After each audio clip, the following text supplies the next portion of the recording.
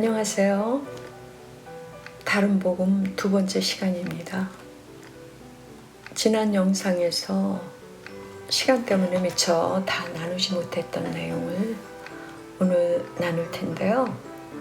혹시 1편을 아직 못 보셨다면 먼저 보시고 오시면 흐름을 이해하시는데 도움이 되실 거예요. 자, 그럼 바울이 설명하는 하나님의 복음이 무엇인지 그 설명 속으로 한번 같이 가보시죠. 바울은 복음이 그의 아들에 대하여 성경에 미리 약속하신 것이라고 말합니다. 다시 말해 복음은 바로 하나님의 아들에 관한 이야기라는 것이지요. 예수님께서도 모든 성경은 나에 대하여 증언하는 것이다 라고 요한복음 5장 39절에 말씀하셨듯이 성경 전체는 예수 그리스도께서 중심임을 일관되게 증언하고 있습니다. 곧 복음은 인간 역사 속에 갑자기 등장한 어떤 사건이 아니라 창세 이전부터 성부 하나님의 마음에 품으신 구원의 서사라는 말씀입니다. 역사에 예측하지 못한 전개로 인해 갑자기 생겨난 어떤 우발적 사건이 아니라는 말이죠. 이 복음은 창세 전부터 아들로 말미암아 시작되었고 아들로 말미암아 완성된 하나님이 쓰신 구원의 작품입니다.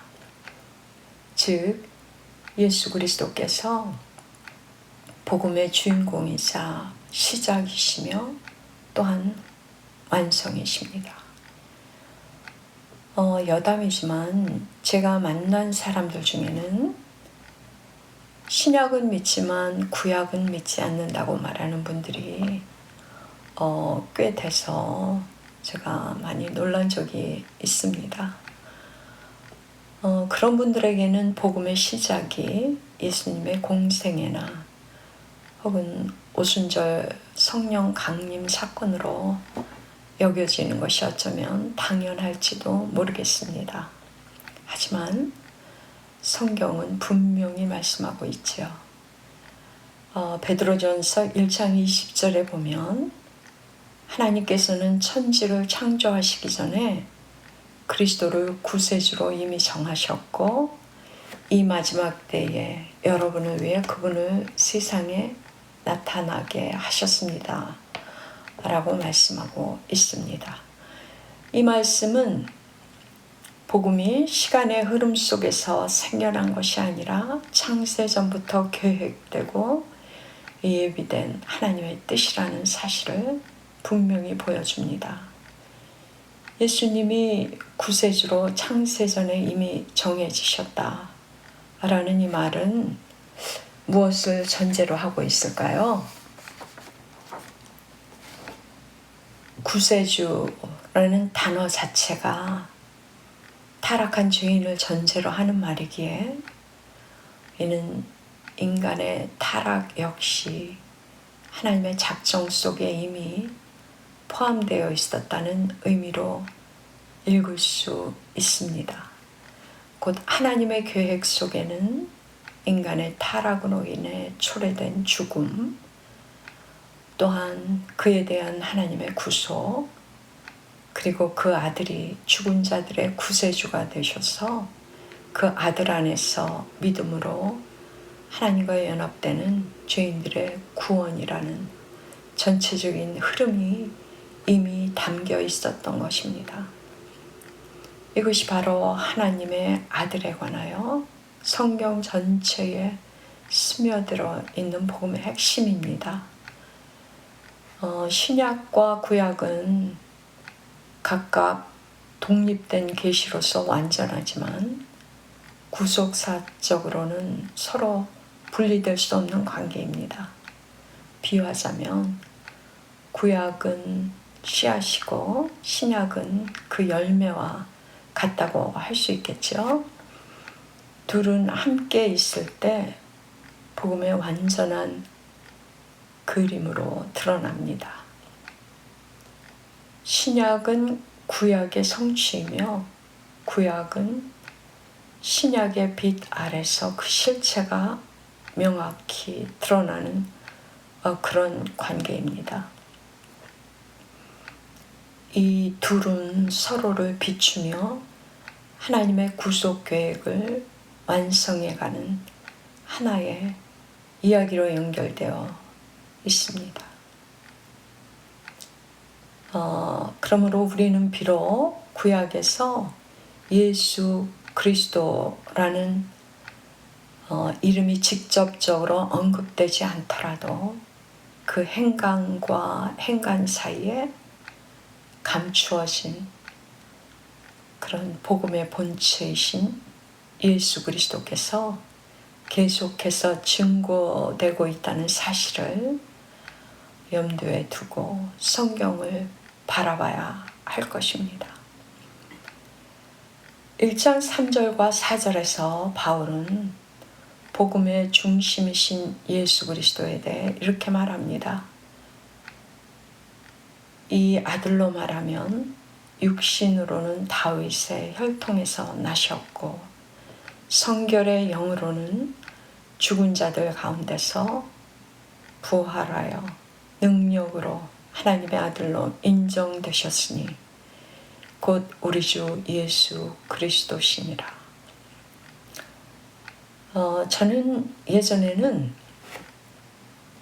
다윗의 혈통에서 나셨다는 이 말씀을 읽을 때 하나님의 아들이니까 왕가의 혈통에서 나는 것이 당연하지 않나?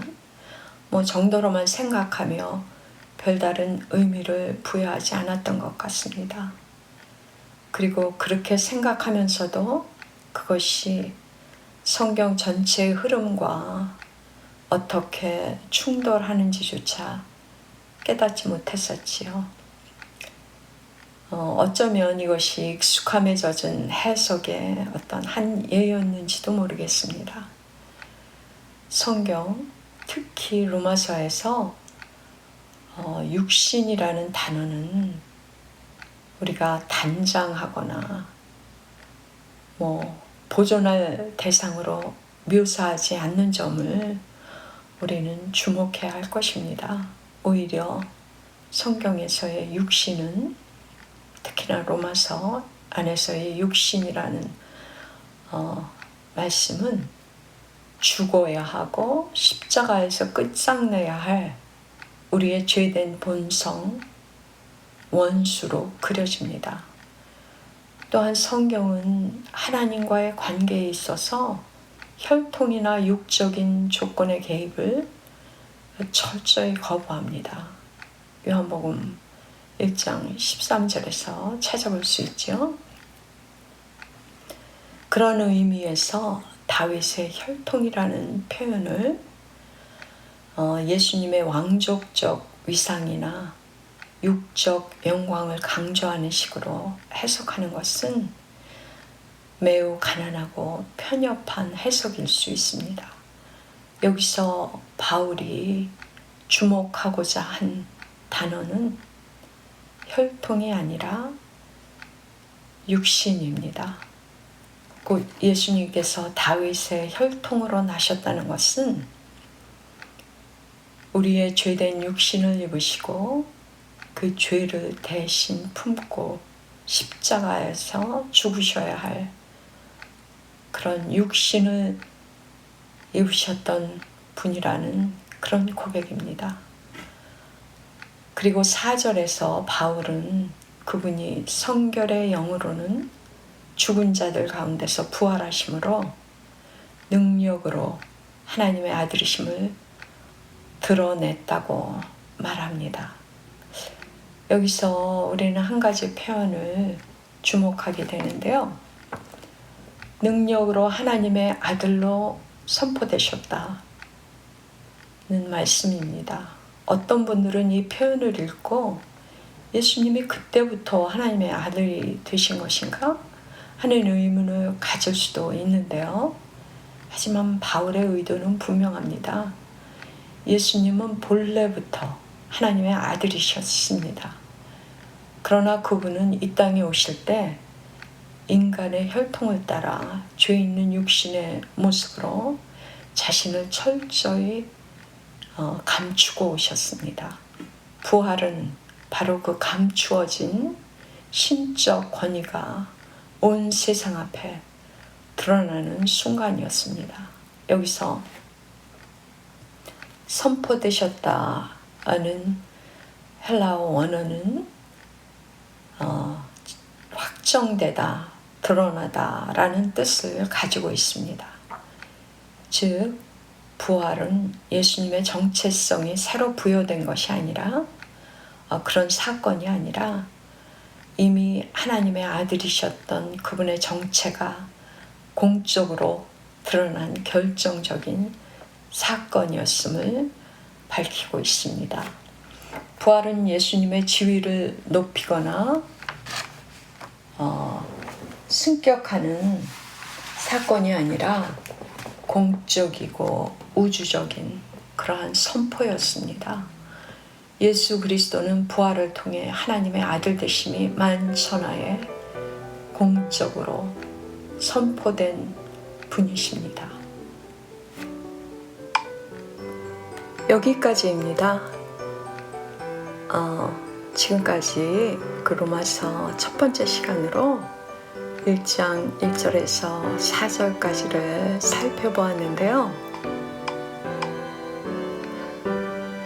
이번 나눔을 마무리하며 그동안의 내용을 한번 간단히 요약해보면, 복음의 주체가 누구신가?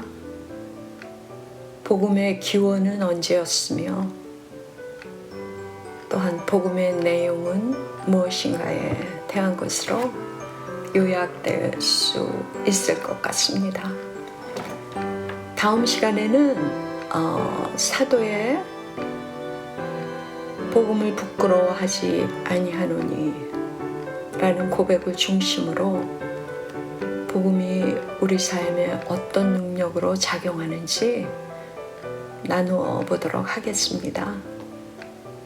그때까지 우리의 의지가 되시는 신실하신 하나님의 사랑 안에서 모두 강건하시기를 바라며 평안하십시오.